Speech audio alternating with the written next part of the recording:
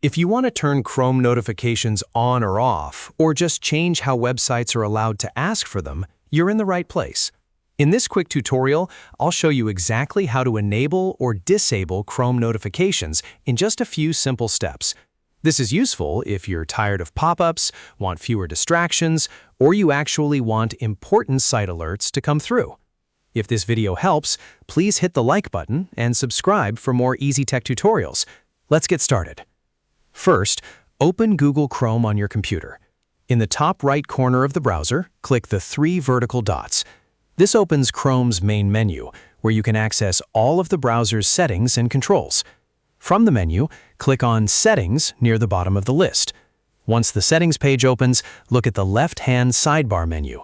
Here, click on Privacy and Security.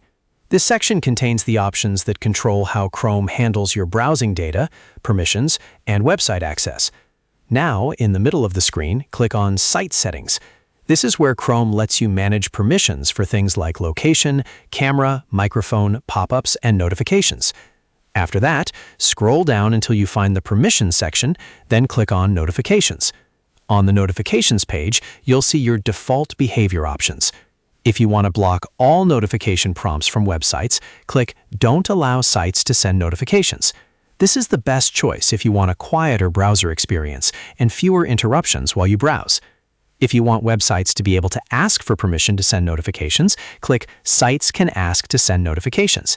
This does not mean every site will send alerts automatically, but it does allow Chrome to show you a prompt when a site wants permission.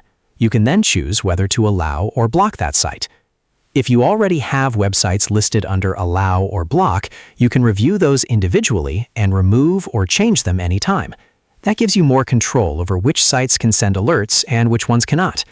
So whether you want to fully disable notifications or simply enable them again, Chrome makes it easy to customize the setting to match your preference.